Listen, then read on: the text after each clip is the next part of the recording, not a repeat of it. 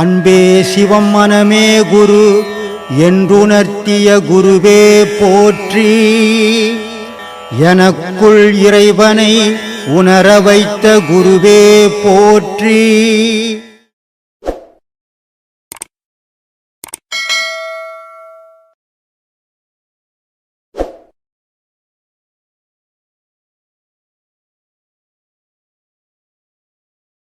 சாமி, நம்ம இப்போ இந்த யோக பாதைக்கு வந்திருக்கிறோம். சரி, இது நாங்கள் வர்றதுக்கு காரணமாக இருக்கிறது இப்போ செஞ்ச கர்மமா இல்லை முன் இதில் செஞ்ச பாவமா? முன்பிறவினுடைய பாவம் அதை தீக்கிறதுக்கு வந்துக்கிறேன். அதான் சாமி கேட்குறேன். அதை தீர்த்துது. சரி. அடுத்த பிறவி சுத்த பிறவியாக இருக்கும். சரி சாமி. ஏன்னா கடவுளை மனுஷன் ரெண்டு விஷயத்தில் தேடுவான். ரொம்ப சொத்து சோகம் தெரிஞ்சுமா கடவுள் எனக்கு இவ்வளோ கொடுத்தாருன்னுமா, இல்லைன்னா உதப்பாட்டு சாகும்போது கடவுளே என்னையே அப்படி உதப்பாட்டுற கூட்டாருன்னும். மிதமாக இருக்கும்போது கடவுளை கும்பிட மாட்டான். உனக்கு 1000 கஷ்டங்கள் வந்திருக்கும். சரி, இப்படியாவது நிலத்தை ஒருத்தன் கத்தி கிடக்கிறான் பைத்தியக்கார மாதிரி, அங்கே என்ன போகலாம், போய் ஏதாவது ஒரு நிம்மதியை தேடலான்னு வந்துருக்கு. ரொம்ப தெளிவாக இருக்கு. அதுதான் துன்பம் வரும்போது தான். அதனால தான் சொன்னான் கண்ணதாசன்.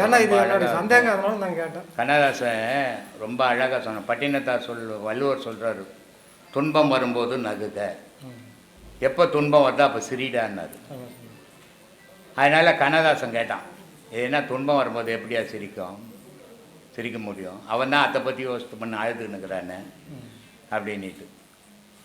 அதனால் கண்ணதாசன் கேள்வி கேட்குறான், பாம்பு வந்து கடிக்கையில் பாடும் உடல் துடிக்கையில் யார் முகத்தில் பொங்கி வரும் சிரிப்பு. துன்பம்ன்றது ஒரு பாம்பு மாதிரி, அது கடிக்கும்போது எப்படா சிரிப்பு வரும்? இது என்ன பட்டினத்தாராடா ஒரு மனுஷன், கீழ் பக்கத்தில் இருக்கிற கரும்பு தித்திக்கும், மேல் பக்கத்தில் இருக்கிற கரும்பு உப்பு கறிக்கும். ஆனால் பட்டினத்தார் கையில் உள்ள கரும்பு இனிக்கும். அவர் மகான், இவன் மனுஷன். இவன் எப்படா துன்பம் வரும்போது சிரிப்பான்னா? அப்போ இந்த துன்பம் வரும்போது தான் நீ இந்த பாதையை தேடின, யூடியூப்பை பார்த்தா ஏதோ ஒரு பைத்தியக்காரன் கத்திங்கிறான், அங்கே போய் பார்க்கலான்னு வந்தேன். துன்பமெல்லாம் ஒன்றும் இல்லை. இனிமேல் போனதெல்லாம் போட்டோம். இனிமேல் உன்னை தேடு, கடவுளை தேடுறதெல்லாம் மறந்துடு. கடவுளை நான் எப்பயுமே தேடு, உன்னை தேடு, நீ யாருன்னு தெரிஞ்சுக்கோ, உன் துன்பமெல்லாம் போயிடும். ஆத்மானம் சாமி. எல்லாருக்கும் ஆத்மாவணக்கம். ஆத்மானம் சாமி, என்னோட கேள்வி என்னன்னா சாமி, 2 விதமான கருத்து இருக்கு. வந்து அருணகிரிநாதருக்கு இறைவன் வந்து அருப்பரஞ்சோதியா இருந்து அந்த பரஞ்சோதியா இருந்து முருகன் வடிவில் வந்து காட்சி கொடுத்துட்டு திரும்ப பரஞ்சோதியா மாறிட்டாரு அப்படிங்கிற மாதிரி ஒரு கருத்து இருக்கு. அதே வள்ளலாரும் சொல்றாரு, எம்மதம் எம்மிறை என்ப உயிர்கள் அம்மதம் அவ்விறை என்றருளிடும் அருப்பெருஞ்சோதி. அவர் என்ன காட்சி பார்த்தாரோ அதே விஷயத்த இவர் இப்படி சொல்றாரு. நம்ம மக்கள் வந்து எந்த மதத்துல எந்த சாமியை நம்ம நினைச்சு கும்பிட்டாலும் அந்த சாமியா அருப்பெருஞ்சோதி வந்து காட்சி கொடுத்துட்டு திரும்ப அந்த ஜோதி நிலைக்கு போயிடுவாருங்கிறாரு. இந்த ஒரு கருத்து ஒரு சைடு இருந்தாலும் இன்னொரு கருத்தும் வருது. அதே வள்ளலாரே இன்னொரு கருத்தையும் முன் வைக்கிறாரு. வந்து மனிதர்கள் தான் தவ வலிமையினால பிரம்மாவா மாறுறாங்க, அடுத்தது விஷ்ணு நிலைக்கு போறாங்க, அடுத்தது ருத்ர நிலைக்கு, மகேஸ்வர நிலைக்கு, சதாசிவ நிலைக்கு போறாங்கங்கிறாங்க. அவரோட கருத்து என்னன்னா, அநேக ருத்திரர்கள், ஒருத்தர் கிடையாது, ஒவ்வொரு மக்களும் அந்த நிலைக்கு போய் கிராஸ் பண்ணி அருப்பெருஞ்சோதியில ஒன்றிணைகிறாங்கிறாரு. ஸோ இதோட கருத்து ரெண்டும் வெவ்வேறு. ஒருத்தர் உடலோட இயக்கத்தை பத்தி பேசுறாரு, அதுதான் வந்து ருத்திரர்கள்ங்கிறாரு. இன்னொருத்தவர் அருப்பெருஞ்சோதி தான் முருகரா சிவமா அம்பாலா வந்து காட்சி கொடுத்துட்டு திரும்ப அருப்பெருஞ்சோதியா மாறிடுது, அங்க ஒரே இறைவன்கிறாரு. இவங்க இறைத்தன்மைக்கு போறாங்க. இந்த 2 கருத்துக்குள்ள ஒற்றுமை, 2 வெவ்வேறுபட்ட கருத்துக்களா இருக்குல்ல சாமி, இதை பத்தின விளக்கம் கொடுங்க சார். ரெண்டுமே ஒண்ணுதான் சாமி. கேட்கும்போது, அதாவது இது ஒரு கேள்வியா மனசுல ஓடும்போது, இவங்க ஒரு மாதிரியா இருக்காங்களே, அந்த பக்கம் ஒரு மாதிரியா இருக்காங்களேன்ற மாதிரி இருக்கும். ஆனால் எல்லா மகானும் சொல்லக்கூடிய விஷயங்கள் ஒண்ணுதான். அருணகிரிநாதர் சம்பந்தாட்டானுக்கும் ஒரு சண்டை, ஒரு வாக்குவாதம். உன்னால இறைவனை காட்ட முடியுமா, என்னால் இறைவனை காட்ட முடியுமான்னு ஒரு போட்டி 2 பேருக்கும். இவர் நான் அருணகிரிநாதர் என்ன பண்ணுறாரு, நான் என்னால் இறைவனை வர வைக்க முடியும் அப்படின்னு அவர் சொல்கிறாரு. அப்படின்னா நான் முதல்ல வர வைக்கிறேன்னு என்ன பண்ணுறேன், சம்பந்தாண்டா என்ன பண்ணுறான், பாட்டு பாடி. அவர் வந்து காளி உபாசகர். அப்போது தான் வணங்கக்கூடிய அந்த காளியை வர வச்சு சபையில் வர வச்சு காட்டுறாரு. யார்? சம்பந்தாண்டா. இப்போ அருணகிரியோட முறை. இப்போ அருணகிரிநாதர் என்ன பண்ணோம், பாட்டு பாடி முருகனை வர வைக்கணும். அவரும் பாட்டு பாடுறாரு. ஆனால் அதுக்கு முன்னாடி சம்பந்தாண்டா என்ன பண்ணுறான், தான் வணங்கக்கூடிய அந்த காளி தெய்வத்துக்கு ஒரு கட்டளை விண்ணப்பத்தை வைக்கிறார். அம்மா, உன் புள்ள நான் சபையில் நிற்கிறேன், எனக்கு ஒரு அவமானம் வந்துடக்கூடாது, ஏன்னா நான் உன்னை நம்பி இருக்கிறேன், எனக்கு ஒரு அவமானம் வந்துடக்கூடாதுன்னா அருணகிரிநாதரை வேண்டக்கூடிய முருகன் வடிவில் நீ வந்துடக்கூடாது.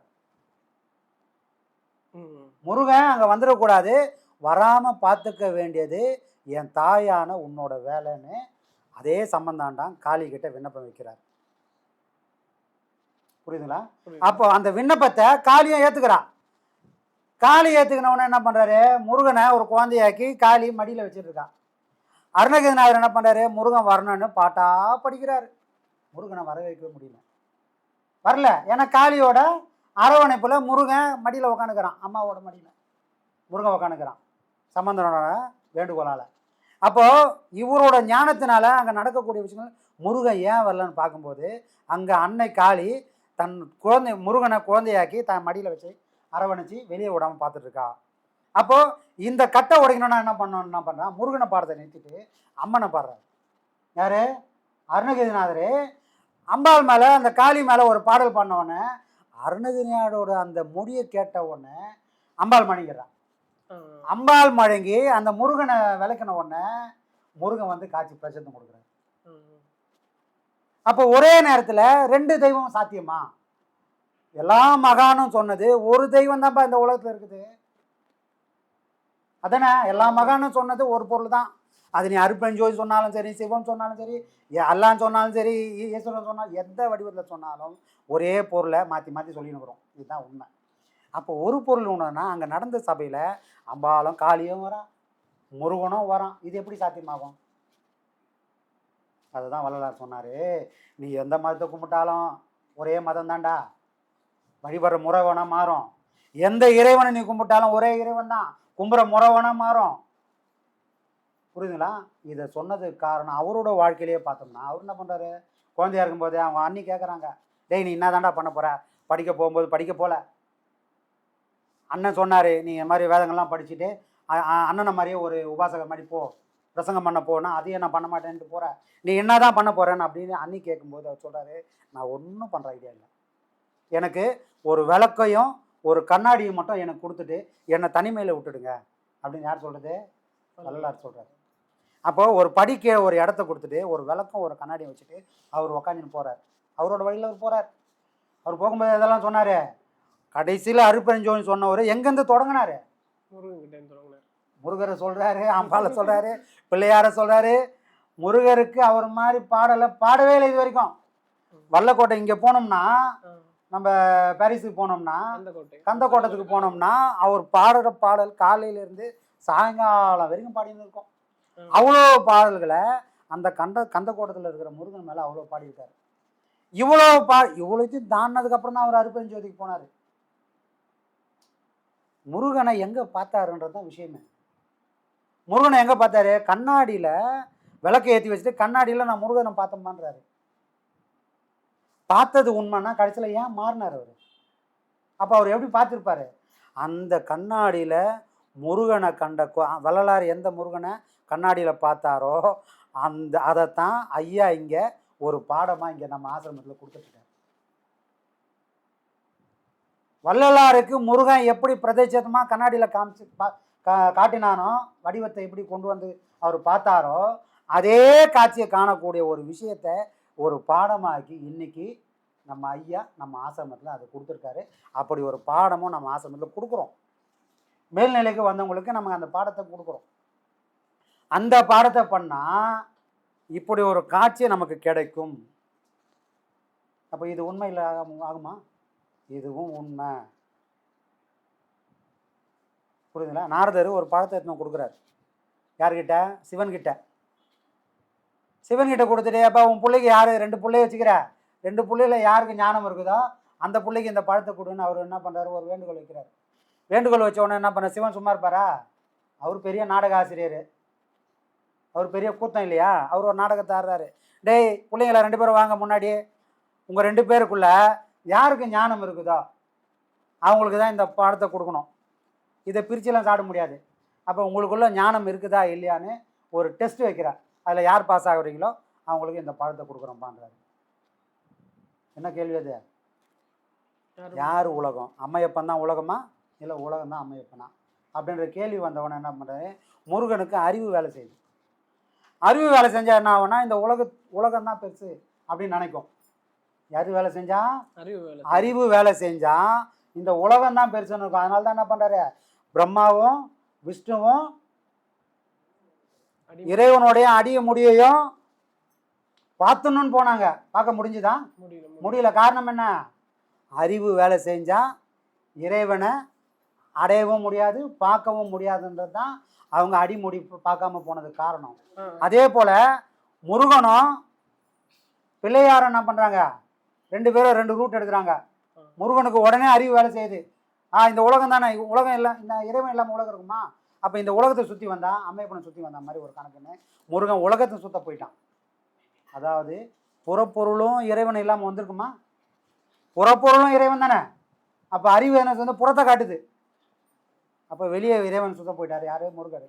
ஆனால் பிள்ளையாருக்கு அன்பு வேலை செய்யுது, அறிவு இல்லாமல் ஞானம் வேலை செஞ்சனால என்ன பண்ணுது, இவ்வளோ பெரிய உலகத்தை சுற்றுறதோட அம்மையப்பனை சுற்றிட்டு வந்தா உலகத்தை சுற்றினதுக்கு சம்மந்தம் தானே அப்படின்னு அங்கே எங்கே வந்து உக்காந்தாங்க, டைரெக்டாக அம்மா அப்பாவை பிடிச்சிட்டாங்க. அதனால அவங்களுக்கு படம் வந்த மாதிரி இந்த 2 பொருளுமே 2 வெவ்வேறு விஷயத்தை குறிக்குது. அறிவு மூலயமா தான் நான் இறைவனை அடைய முடியும் அப்படின்னு இருக்கிறவங்களுக்கு இந்த படிநிலைகள் முக்கியம். அறிவு மூலயமா இந்த படிநிலையெல்லாம் கடந்துட்டு போனா அங்க அறிவுக்கு வேலை இல்லை, ஞானம் மட்டும்தான் இருக்குது.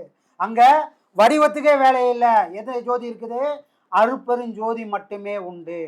அந்த அருட்பெருஞ்சோதியால மட்டும்தான் தேவையான வடிவத்தை எடுக்க முடியும். யாரால வடிவத்தை எடுக்கும்? தனக்குன்னு ஒரு வடிவம் இல்லாத ஒரு பொருளால மட்டும்தான் எந்த வடிவத்தையும் எடுக்கக்கூடிய சக்தி அதுக்கிட்ட இருக்கும். அப்போ அவர் சொன்ன அந்த அருட்பெருஞ்சோதிக்கு வடிவம்னு ஒன்று இல்லை. அதனால மட்டும்தான் நீ எந்த மதம் கும்பிட்டாலும் அது வரும்பா, எந்த கடவுளை கும்பிட்டாலும் அது வரும்பான்னு சொன்னதுக்கு காரணம் அதுதான். அப்போ ஞானமான நிலையில இறைவனோட காட்சி வேற, அஞ்ஞானமான நிலையில இறைவனோட சொரூப நிலை வேற. புரியுதுங்களா? அப்போ நம்மள மாதிரி சாதாரண மக்களுக்கு அடையாளம் தேவை, ஒரு வழிமுறை தேவை. அப்படின்னும் போது மதம் வரும், அதுக்கான கடவுள் எல்லாம் வருவாங்க. மதத்தையும் கடவுளையும் தாண்டி போய் நின்னா அங்கே ஜோதி மட்டும்தான் இருக்கும் அப்படின்றது தான் ஐயாவோட வடிவமைப்பு. அப்போது இது 2 வேற வேறையான வேற வேற இல்லை. ஆனால் மனுஷன் வேற வேற விதமாக இருக்கிறான். படிநிலைகள். நீ சாதாரண மனுஷனா இருக்கும்போது இவ்வளோ வேறுபாடுகள் கண்டிப்பாக இந்த உலகத்தில் தேவை, இருந்தே தீரும். ஆனால் மனுஷ நிலையிலிருந்து இந்த வேறுபாடுகள்லாம் கடந்து போய் நீ வேற அப்படின்ற ஒரு நிலைக்கு போயிட்டேன்னு சொன்னால் அங்கே ஞானம் மட்டுமே இருக்கும். இந்த வேறுபாடுகள் எல்லாம் மறைஞ்சிடும். வேறுபாடுகள்லாம் மறைஞ்சா இறைவன் ஒரு பொருளாக நிற்பான். வேறுபாடுகளோடு நிற்கும் போகிற சாதாரண மனுஷனா நீ நிற்ப. புரியுதுங்களா? அப்போது சராசரி மனுஷனுக்கு வேறுபாடு வந்தே தீரும். இறைவனும் வேறுபாடாக தான் இருப்பான். ஞானத்தை அடைஞ்ச பிறகு அவன் வேறு பொருளாகிடுவான், ஒரே பொருளாக நிற்பான். அது எது? ஐயா சொன்ன மாதிரி தான் பரஞ்சோதி, அருட்பெருஞ்சோதி அப்படின்ற ஒரு பொருளாக இறைவன் மாறி நிற்பான். ஆனால் அதை பார்க்கக்கூடிய சக்தி நமக்கு இருக்கா? வள்ளலாருக்கு முன்னாடி யாராவது அதை பண்ணாங்களா? வள்ளலாருக்கு அப்புறம் யாராவது பண்ணாங்களான்னா யாருமே கிடையாது. அவரு ஒரு கலங்கரை விளக்கம். ஞானத்தை இப்படி கூட அடையலாம், ஞானத்தை இப்படி கூட சொல்லலான்னு இறைவனால அனுப்பி வைக்கப்பட்ட தூதுவர் அவர். அவரை மாதிரி இன்னொரு பிறவி கிடைக்கிறதுக்கு வாய்ப்பே கிடையாது. ஏன்னா அவங்க இறைவனால இந்த உலகத்துக்கு அனுப்பப்பட்ட தூதுவர்கள். ஒவ்வொரு மகானும் ஒவ்வொரு உண்மையை இந்த உலகத்துக்கு சொல்லினே இருப்பாங்க. காரணம் என்னன்னா அவ்வளோ பிரிவுகள், அவ்வளோ மன வேறுபாடுகள் இந்த மனுஷனுக்கு இருக்குது. ஒரே பொருள் இதுதான்ப்பா உண்மைனா யாரும் வருவாங்க? வரமாட்டாங்க. வள்ளலார் சொன்ன மாதிரியே இன்னொரு மதத்துக்கிட்ட போய் சொன்னால் வருவாங்களா? வரமாட்டாங்களா? இல்லை அவங்க சொன்ன மாதிரி நம்மளால ஏற்றுக்க முடியுமா? ஏற்றுக்க முடியாத. அப்போ அங்கே இந்த வேறுபாடு காரணம் என்ன? மனம் இருக்கு. மனம் இருக்கிற வரைக்கும் வேறுபாடு வந்தே தீரும். அப்படின்றதுக்காக தான் எல்லா மகானும் டேய் நீ எப்படிலாம் நினைக்கிறேன் அப்படிலாம் இறைவன் வருவான். இறைவனை தேடி நீ போகாத, உன் மனசுக்குள்ள ஒரு கோயிலை கட்டு, அதில் உனக்கு பிடிச்ச மாதிரி ஒரு இறைவனை உட்கார வச்சு அதுதான் உண்மைன்னு கடைசி வரைக்கும் இருந்துட்டானா அந்த வடிவமே உன்னை காப்பாற்றும். அதுக்கு பேரும் இறைவன் தானான்றாங்க. புரியுதுங்களா? அப்போது இறைவனோட அந்த உண்மையான தத்துவம் என்னன்னு சொன்னால் ஒவ்வொரு மனுஷனும் எப்படிலாம் நினைக்கிறாங்களோ அப்படிலாம் வரக்கூடிய தன்மை அவனுக்கு இருக்குது. ஏன்னா அவனுக்குன்னு ஒன்றுமே இல்லைன்றது தான் விசேஷமே. ஆகாயத்துக்குன்னு ஒரு வடிவம் இருக்கா? இல்ல. இல்லை. காரணம் என்ன? அது ஒரு வெட்ட வெளி மாதிரி வெட்ட வெளியாக இருக்குது. அதனால் மட்டும்தான் அந்த ஆகாயம்னு ஒன்று இருக்கிறதுனால தான் இவ்வளோ வடிவங்களும் இருந்தது. அந்த ஆகாயத்தில் தான், அந்த வெட்ட வெளியில் தான் இவ்வளவு கிரகமும் சுற்றி நிற்குது. கரெக்ட். ஆகாயம்ன்றது வெட்ட வெளி. அந்த வெட்ட வெளியாக இறைவன் இருக்கிற வரைக்கும், அதை உணர்ற வரைக்கும் இந்த வேறுபாடு இருக்கும். அவன் தான்ப்பா உண்மை. அவன் எல்லாத்தையும் கடந்து நிற்கிறான்னு ஒரு மனுஷன் நினச்சிட்டா அவன் அன்னைக்கு மகான் ஆயிடுவான். அன்னைக்கு மகான் ஆயிட்டானா அவனுக்கு இந்த வடிவத்திலிருந்து வெளியே போய் பெருஞ்சோதியா, அருட்பெருஞ்சோதியா அவனுக்கு காட்சி கொடுப்பான் இறைவன். அவங்கவுங்க பக்குவத்துக்கு ஏற்ற மாதிரி வருவான். என் புள்ள என்னை அப்பான்றான், என் தம்பி புள்ள என்ன பெரியப்பான்றான், என் அண்ணன் புள்ள என்ன சித்தப்பான்றான். ஒருத்தன் சித்தப்பான்றான், ஒரு பெரியப்பான்றான், ஒருத்தன் மாமான்றான், ஒருத்தன் அண்ணன்றான், ஒருத்தன் தம்பின்றான். எல்லாமே என்ன தான் சொல்கிறாங்க. சாதாரணமான மனுஷனுக்கு இவ்வளோ உறவு முறை இருக்குதுன்னா எல்லாத்தையும் படைச்ச இறைவனுக்கு எவ்வளோ எப்படி வேணால் கூப்பிடலாம்ல. ஒன்றும் குறையில்லையே. அவன் அதனால் குறைய போகிறதில்ல, கோச்சிக்கு போகிறதும் இல்லை. அதனால தான் அவ்வளோ சிவன் கோயிலை கட்டின யாரே மாணிக்க வாசகரே சிவன் கோயிலை கட்டிவிட்டு மூலவராக சிவனே வைக்கல. சிவன் கோயில் அது பேர். ஆனால் மூலவரை எங்கே வச்சுக்கிறான்? ஆத்மநாதன் வச்சுட்டு மேலே லிங்கத்தையே காட்டலை. ஏன்னா வரக்கூடிய மனுஷன் ஒரு ஒரு வடிவத்தை கொண்டு வந்து வச்சுக்கிறான்ப்பா மனசில். அவங்கவுங்க மனசில் இருக்கிற தெய்வத்தை அந்த பீடத்து மேலே வச்சுட்டு அவங்கவுங்க கும்பிட்டுக்கிட்டோம். எவ்வளோ பெருந்தன்மை இருக்கும் பாரு. சிவனுக்குன்னு கோயிலை கட்டி சிவனே இல்லைன்ட்டான் ஒருத்தன். ஏன்னா உன் மனசில் இருக்கிறான்டா சிவனு. அந்த மனசில் இருக்கிற தெய்வத்தை அங்கே வச்சு நீ கொண்டாடு, அங்கே வச்சு பூஜை பண்ணு, அவன் அவனாவே வந்து நிற்பான். எவ்வளோ பறந்த மனசில் மகன்களுக்கு. இதுதான்டா உண்மைன்னு கூட சொல்லலை அவங்க. சிவனை மட்டும்தான் நீ கும்பிடணும்னு கூட யாருமே சொல்லவே இல்லையே. அப்போ அவங்க மனசுலாம் எவ்வளோ பறந்த மனசாக இருக்கும். ஆண்களுக்கு மட்டுமே உரித்தான அந்த குணம். அதனால தான் இன்னைக்கு ஒன்று சொன்னவங்க நாளைக்கு ஒன்று சொல்லுவாங்க. அப்போ மனம் மாறல, உண்மையை புரிஞ்சதுனால வந்த விளைவு அது.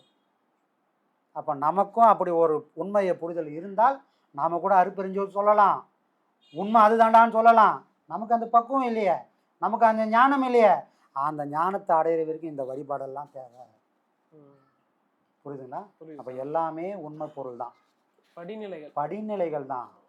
நீ மாடி ஏறனா படி போனா தான் ஏற முடியும். அப்படியே ஜம்பா ஏற முடியுமா? படிநிலைகள் வரும்போது இதை சொன்னாரு ருத்ரர் மகேஸ்வரன் போனோம்னா அருட்பெருஞ்சோதி நீயா தானே எல்லாமே இருக்கிற. முடிவான நிலையில என்ன சொன்னாரு? எல்லா மகானும் என்ன சொல்றாங்க? டேய் தெய்வம் ஒரு காலத்துல வெளியே நிக்குதுடா, அந்த கோயில் இருக்குது இந்த கோயில் இருக்குதுன்னு போனேன். அந்த கோயில் இருக்கிற தெய்வம் உண்மைனா உனக்குள்ள இருக்கிற தெய்வமும் உண்மை தானடா.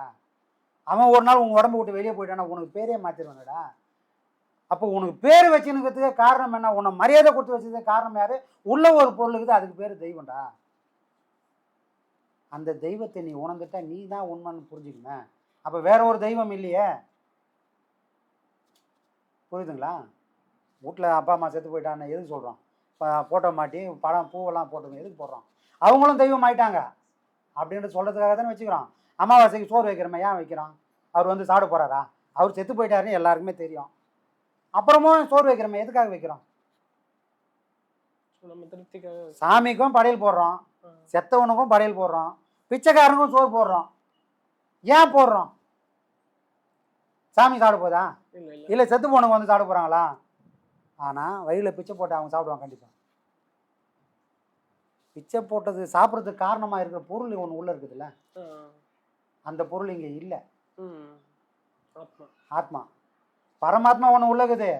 நீ தான் வந்து வந்து போய் கிடக்குற. அவன் எப்பவுமே எல்லாத்துலையும் இருக்கிறான். இப்போ உயிர் இருக்கிறதுனால இறைவன் இருக்கிறானா? அப்போ உயிர் இல்லாத ஒரு பொருளில் இறைவன் இல்லையா? இப்போ ஒரு கல்லுக்கு உயிர் இல்லை, அதனால அதில் இறைவன் இல்லைன்னு ஆயிடுமா? மனுஷனில் மட்டும்தான் உயிர் இருக்குதுண்ணா, இறைவன் இருக்கானா? இல்லை. உயிர் இல்லை இருக்கிற பொருளும் இருக்கிறது உண்மைன்னா உயிர் இல்லாத எல்லா பொருளையும் அவன் இருக்கிறான். அவன் உயிராக இருந்திருக்கான். அதை உணரக்கூடிய சக்தி நமக்கு இல்லை, அதை உணரக்கூடிய ஞானம் நமக்கு இல்லை. கூட்டு துகள்கள் சொல்றாங்கல்ல, அதே தான். புரியுதுங்களா? அப்போ பிச்சை போடுறோம் ஒருத்தனுக்கு, பிச்சைக்காரன் அவன் சாப்பிட்றான். அப்போ சாப்பிட்டதுக்கு காரணமாக இருக்கிற பொருள் ஒன்று இருக்குது. செத்தவனுக்கும் காரணமான ஒரு பொருள் இருக்குது. அவன் வந்தான், வாழ்ந்தான், இந்த உலகத்தில் சில வேலைகள் பண்ணான், இப்போ போயிட்டான். எங்கே போனான்? இன்னொரு வீட்டை தேடி போய் இருக்கிறான். அப்போ ஒரு செத்தவங்களுக்கு ஒரு படையல் போடும்போது நாளைக்கு நானும் நேற்று வந்தவங்க வாழ்ந்தாங்க இன்னைக்கு போயிட்டாங்க, இன்றைக்கி வாழக்கூடிய நானும் நாளைக்கு ஒரு நாள் போக போகிறேன், எனக்கும் இதுதான் நிலைமைன்னு இருக்கிறவங்க தெரிஞ்சுக்கணும். அப்படின்றதுக்காக சத்தவங்களுக்கு படையல் போடுறாங்க. அப்போ நடுவூரில் ஏன்பா படையல் போடுறோம்? இந்த பொருள் தான் உன்னை காப்பாற்றின்னு இருக்குது, இந்த உலகத்தையும் காப்பாற்றின்னு தெரிஞ்சுக்கப்பா. இந்த பொருளுக்குள்ளே தான் இறைவனோட சக்தி இருக்குது, அதனால் இறைவனுக்கு படைச்சிட்டு நீ சாப்பிடு அப்படின்னு இறைத்தன்மை உள்ள ஒரு பொருளாக உணவு இருக்குது. அதுதான் எல்லா உலகத்தையும் காப்பாற்றுது, உலகத்தில் ஒரு எல்லா உயிரையும் காப்பாற்றினுக்குது. அதுவாக இறைவன் இருக்கிறான்றது முதல்ல புரிஞ்சுக்கோ. அப்போது உலகத்தில் எப்படி வேணா இறைவனால் வர முடியுன்றதுக்காக தான் மகன்கள் பல விதமாக சொல்லியிருக்கிறாங்க. ஒரே மாதிரி சொல்லிட்டு போக வேண்டியது தானே. இப்போ நபிகள் ஒரே மாதிரி சொன்னார், அவரை ஃபாலோ பண்ணுற எல்லாரும் ஒரே மாதிரி தான் பேசுவாங்க. இயேசு கிறிஸ்து ஒரே மாதிரி சொல்லிட்டாரு, அவரை ஃபாலோ பண்ணுறவங்க எல்லாம் ஒரே மாதிரி தான் சொல்லுவாங்க. ஆனால் இந்த மதத்தில் ஒரே முறைன்னு இருக்குதா? இல்லையே. அதனால தான் ஐயா சொல்லுவார், இந்து மதத்தை போல சுதந்திரமான மதம் உலகத்தில் ஒன்றுமே கிடையாது. இங்கே யாருமே யாரையுமே ஆட்டி வைக்கவே முடியாது. கோயிலுக்கு தான் போகணும்னு உனக்கு ஒரு குரூப் சொல்லும், கோயிலுக்கே போகாதா உனக்குள்ளே தான் இருக்குதுன்னு சாமின்னு சொல்லும், தெய்வமே இல்லைன்னு சொல்லும். இந்த உலகத்தில் அவ்வளோ சுதந்திரமான ஒரு விஷயத்தை இங்கே கொடுத்துருக்காங்க. அப்போ இது எல்லாம் எதை காட்டுதுன்னா, இறைவனோட இறைத்தன்மை பல விதமாக இருக்குது, அவங்கவுங்க பக்குவத்துக்கு ஏற்ற மாதிரி புரிஞ்சுக்கன்னு சொல்கிறது தான் இந்த வழிமுறை எல்லாம் சாமி.